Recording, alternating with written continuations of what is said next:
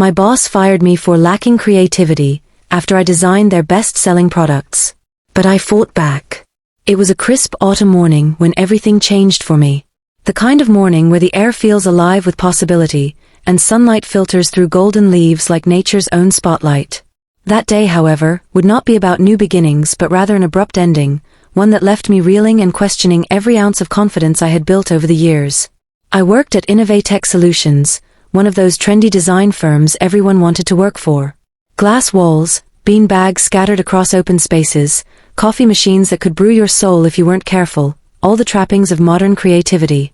My role? Product designer. It wasn't just a job, it was my passion. Every curve, color, and texture I sketched into existence felt like breathing life into something intangible.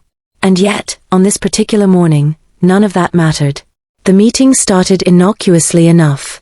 Our CEO, Mr. Grayson, a man whose suits always seemed tailored within an inch of their lives, called me into his office under the guise of discussing next steps.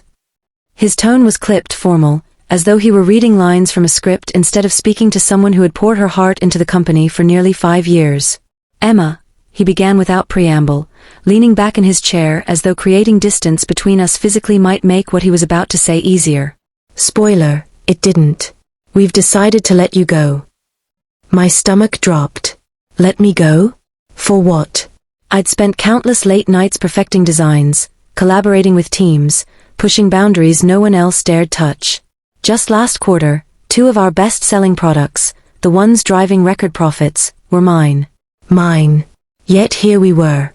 You lack creativity, he continued, each word landing like a hammer strike against my chest. Your ideas are too safe, too predictable. We need bold thinkers here, people who can take risks. Bold thinkers? Predictable? Safe. If only he knew how much blood, sweat, and tears went into every single concept I presented. How many times I stayed up until sunrise tweaking details most people wouldn't even notice. But there was no room for explanation, no chance to defend myself. He slid a folder across the desk, severance package details, and dismissed me with a curt nod. Walking out of that office felt surreal.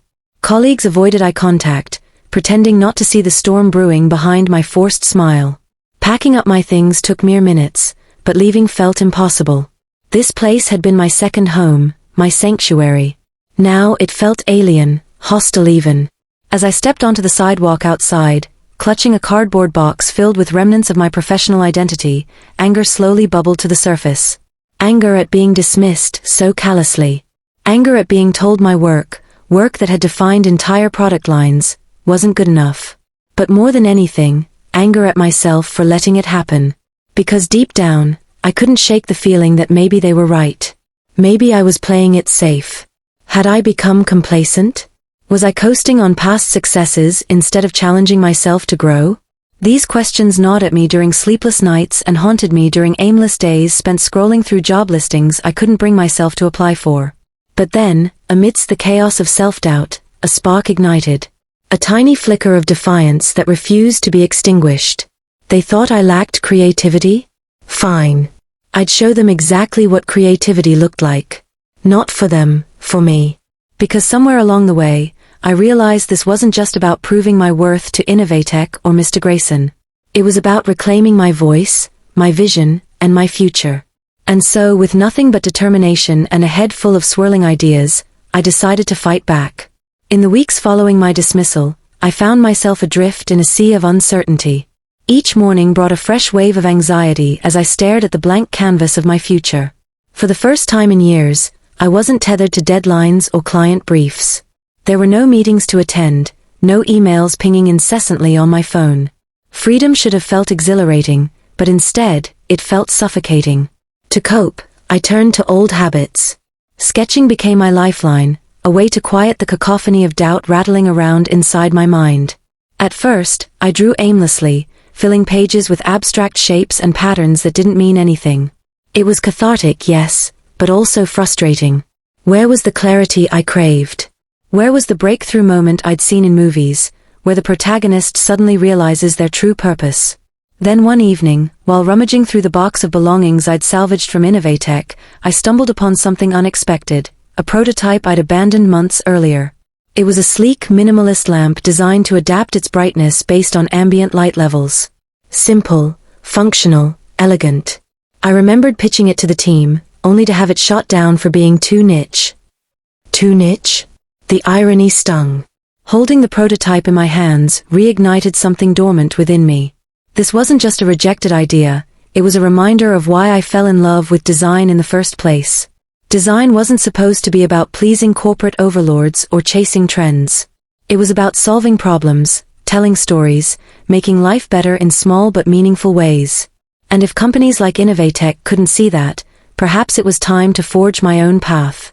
The next day, I cleared off my dining table and spread out all my old sketches, prototypes, and notes. Some were polished concepts ready for production, others were rough drafts scribbled on napkins during lunch breaks. Together, they formed a mosaic of my creative journey, a chaotic yet beautiful tapestry of ideas waiting to be revisited. One project stood out immediately, a modular furniture line inspired by origami. The pieces could fold flat for easy storage and expand into functional tables, chairs, and shelves. I'd shelved it after receiving lukewarm feedback from the marketing team, who claimed it was too complicated for mass appeal. But now, looking at it with fresh eyes, I saw potential. People were craving flexibility, especially in urban spaces where square footage came at a premium. Why shouldn't furniture evolve to meet those needs? With renewed energy, I dove into refining the design. Hours turned into days as I experimented with materials, mechanisms, and finishes. Unlike at Innovating, where decisions were often dictated by cost-cutting measures or focus groups, I allowed myself the freedom to dream big. What if the pieces could double as art installations? What if they incorporated sustainable materials? The possibilities seemed endless. Word spread among friends and former colleagues about my newfound venture. One afternoon, Sarah, a close friend and graphic designer, showed up at my apartment unannounced, armed with a bottle of wine and a laptop. "You're onto something amazing," she declared after flipping through my sketches. "But you can't do this alone. Let me help." Her offer caught me off guard. Help? I'd always prided myself on being self-reliant, on solving problems independently. But as Sarah clicked through slides showcasing branding concepts she'd mocked up for my hypothetical business, I realized collaboration didn't diminish creativity, it amplified it. Her bold typography paired perfectly with my clean lines, transforming my designs into something cohesive and compelling. Encouraged by her enthusiasm, I reached out to other creatives whose talents complemented mine. Alex, a software engineer, helped develop an app that would allow users to customize their modular pieces virtually before purchasing. Maya, a photographer, captured stunning images of the prototypes in various settings, highlighting their versatility. Slowly but surely, a team began to form, not because anyone owed me anything, but because they believed in the vision. Of course, challenges abounded. Sourcing eco-friendly materials proved more difficult and expensive than anticipated. Manufacturing partners balked at the complexity of the folding mechanisms. Late nights became the norm as we troubleshoot issues and brainstormed solutions. Yet despite the obstacles, the process felt invigorating. For the first time in years, I wasn't constrained by budgets or boardroom politics. Every decision was driven by passion and purpose. As momentum grew, I decided to launch a crowdfunding campaign to fund production. Writing the pitch video script felt daunting. How could I distill months of hard work into a 2-minute clip? But as I sat down to write, the words flowed effortlessly. I spoke candidly about my journey, sharing both the highs and lows. I talked about the frustration of being told my ideas weren't creative enough and the joy of rediscovering my voice. By the time I hit upload, I felt exposed but exhilarated. Within hours, responses poured in. Strangers commented on social media, praising the ingenuity of the designs and expressing support for my story. Pledges trickled in steadily, growing into a steady stream. Friends shared the campaign far and wide, amplifying its reach. Even former co-workers from Innovating reached out privately, offering encouragement or apologies for not standing up for me sooner. But alongside the praise came criticism. Some questioned whether the modular furniture was practical enough for everyday use. Others dismissed the sustainability angle as mere marketing fluff. Reading these comments stung, reopening wounds I thought had healed. Doubt crept back in, whispering insidious thoughts. What if they're right? What if this whole endeavor is doomed to fail? Still, I pressed on. Not because I was immune to fear, but because I refused to let it win. This wasn't just about proving Innovating wrong anymore. It was about building something authentic, something that resonated deeply with people who valued innovation and craftsmanship. And as orders continued to roll in and backers expressed excitement about bringing the designs into their homes, I began to believe, truly believe, that maybe, just maybe, I was onto something special. The response to my crowdfunding campaign exceeded anything I could have imagined. Orders poured in faster than I could process them, and messages of support flooded my inbox daily. Strangers shared photos of their cramped apartments, asking which pieces would fit best. Parents sent heartfelt notes about wanting adaptable furniture for their growing families. Even influencers began featuring my designs in their posts, tagging me with glowing captions like innovative and game-changing. At first, the validation felt incredible, a balm for the wounds inflicted by Innovating. Finally, here was proof that my ideas mattered, that my work resonated with real people facing real challenges. But as demand skyrocketed, reality set in. Running a business required far more than creativity. It demanded logistics, strategy, and resilience. And while I thrived on the artistic side, managing operations quickly became overwhelming. Manufacturing delays plagued us almost immediately. Suppliers struggled to keep up with the influx of orders, citing shortages of certain materials and bottlenecks in production schedules. I spent hours on calls trying to negotiate faster turnaround times, only to be met with excuses or vague promises. Meanwhile, customers grew impatient, their excitement giving way to frustration. Social media comments shifted from praise to complaints. "Where's my order? This is taking way too long. Not sure I'll recommend this brand after this experience." Each message felt like a punch to the gut. I had poured my soul into creating something meaningful, and now it seemed like I was failing the very people who believed in me. Sleep eluded me as I replayed conversations with manufacturers in my head, searching for solutions I hadn't tried yet.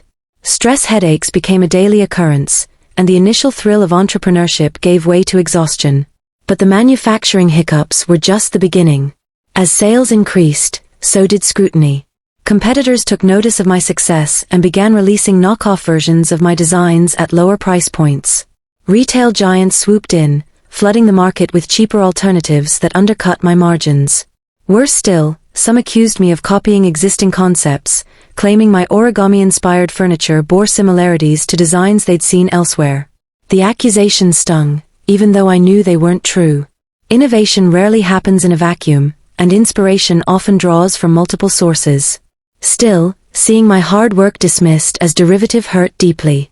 Financial pressures added another layer of complexity. While the crowdfunding campaign provided a solid start, scaling the business required significant investment.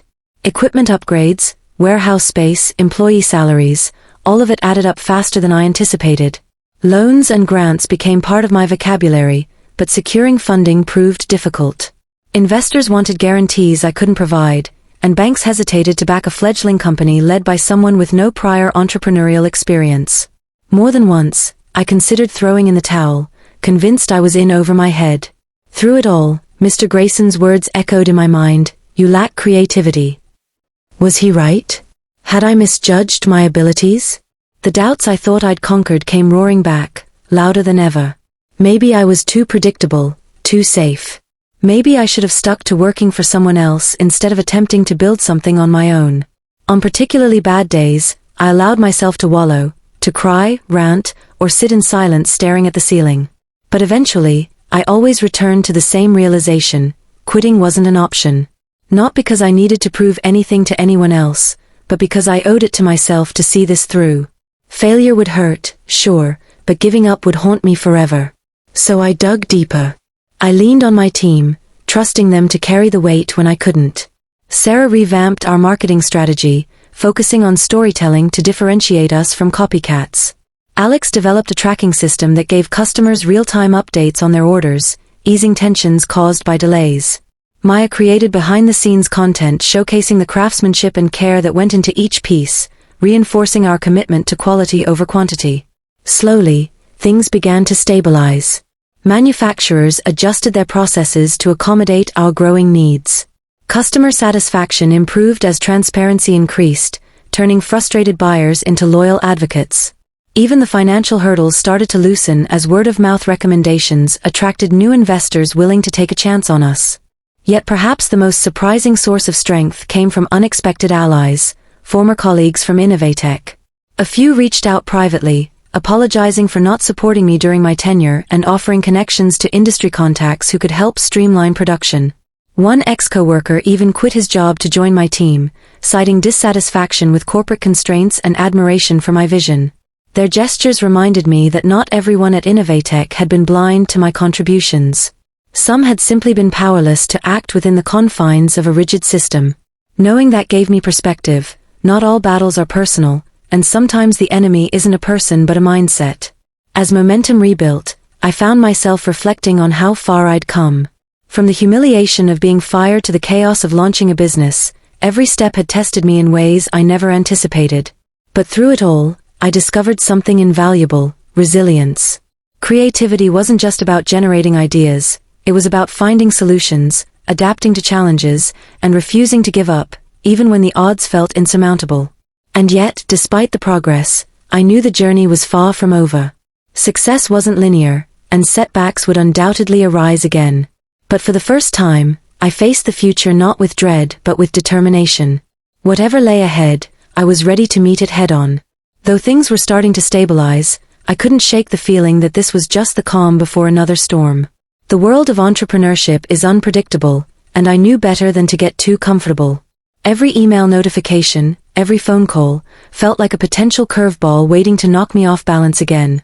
But instead of letting anxiety consume me, I decided to embrace it, to use the uncertainty as fuel rather than fear. One afternoon, while reviewing customer feedback, I noticed a recurring theme. People loved the functionality and design of my modular furniture but wanted more customization options. Some asked for additional color choices, others requested features like built-in charging stations or hidden storage compartments. At first, these suggestions overwhelmed me.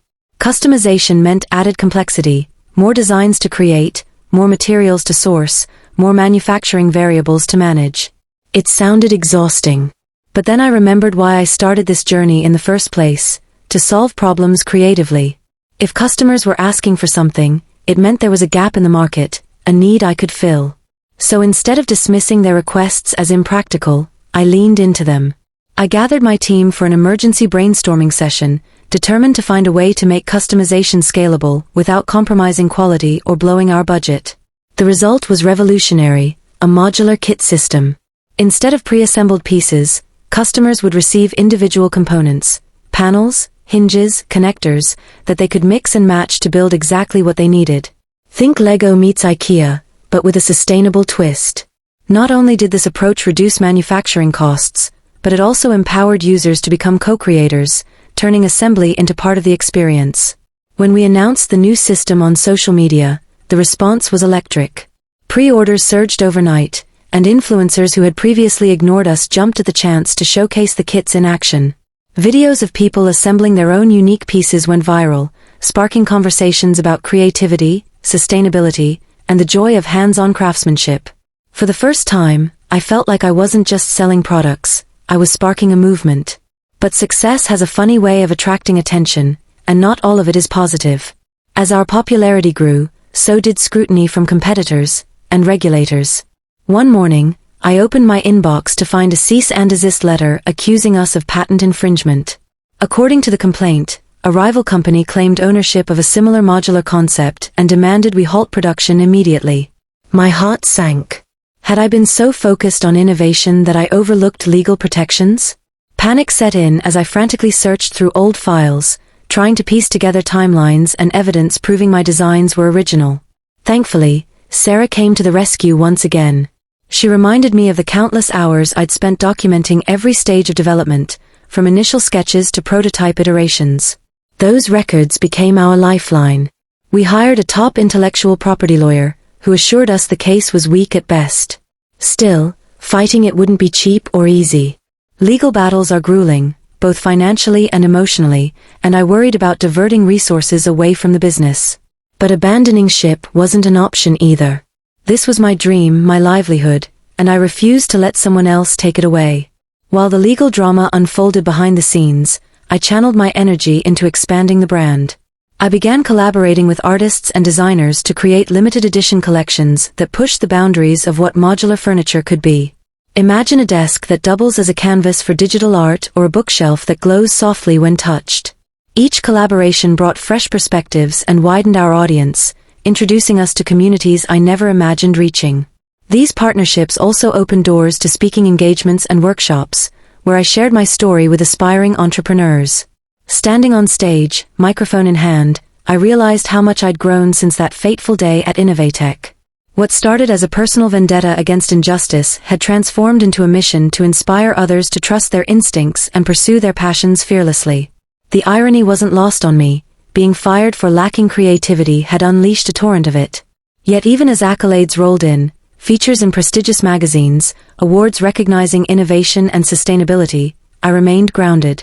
Success didn't erase the struggles. If anything, it highlighted them. Every late night spent troubleshooting, every tear shed over setbacks, every doubting voice I silenced along the way, they were all part of the tapestry that made this moment possible. And still, the road ahead stretched long and winding. Would the legal battle resolve in our favor? Could we sustain growth without losing sight of our values? How would we adapt to an ever-changing market? Questions lingered, unanswered, like stars dotting the horizon. But uncertainty no longer terrified me. It excited me. Because somewhere out there, beyond the challenges and unknowns, lay opportunities waiting to be seized. So I kept moving forward, one step at a time.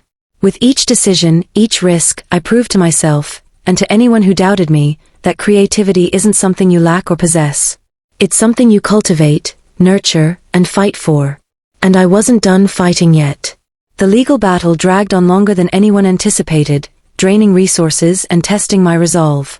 Court dates stretched into months, and the mounting expenses forced me to make difficult decisions. I had to pause some of the collaborations I cherished and delay the launch of new collections that were meant to push our brand even further.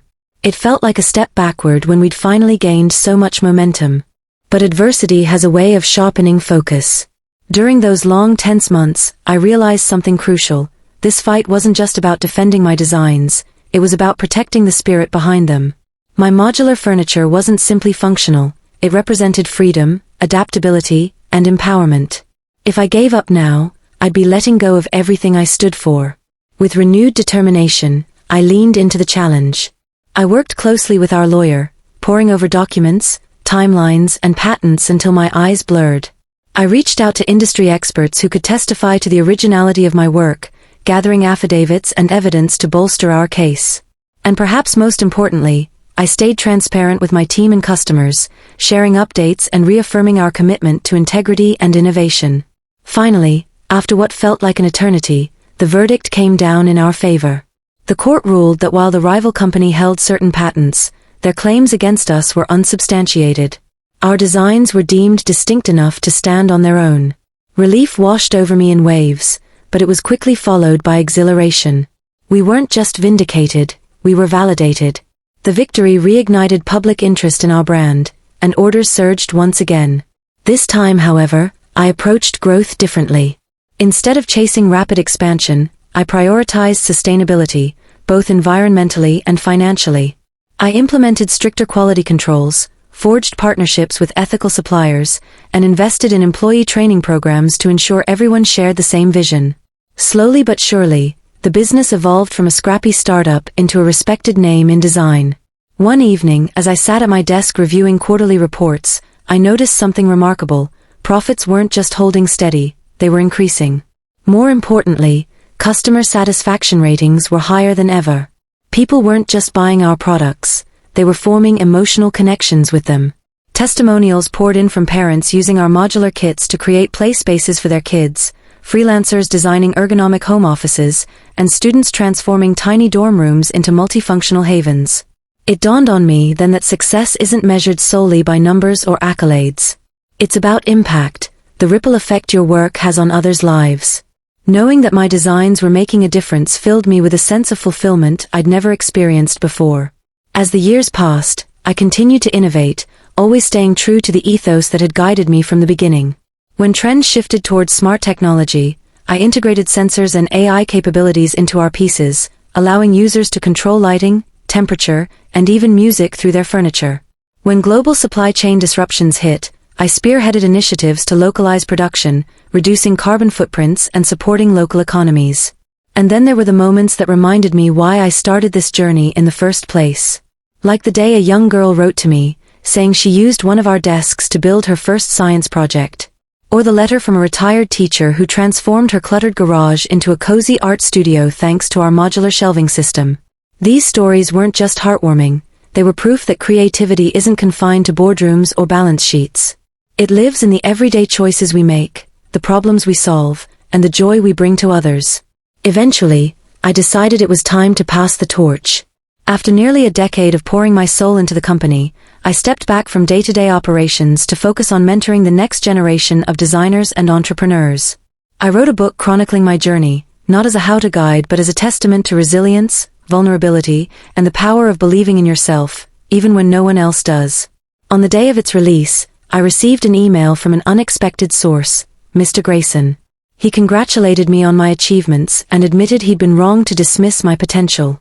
Reading his words brought a bittersweet smile to my face. There was no bitterness left in me, not for him, not for Innovating, not for anyone who doubted me along the way. Their skepticism had been the spark that lit my fire, and for that, I was oddly grateful. Looking back, I realize my story isn't just about overcoming failure or proving someone wrong. It's about transformation, the kind that happens when you embrace uncertainty, confront fear, and refuse to settle for anything less than your best self. Being fired didn't define me, how I responded did. And in doing so, I discovered a truth that will stay with me forever. Creativity isn't something you're born with or without. It's a muscle you develop through persistence, courage, and an unshakable belief in your ability to create something meaningful. As I closed my laptop and gazed out the window at the city skyline, I felt a profound sense of peace. The road ahead would undoubtedly have its twists and turns, but I was ready. Ready to dream bigger, take risks, and inspire others to do the same. Because sometimes, the greatest creations emerge not from certainty, but from chaos. And mine was far from finished.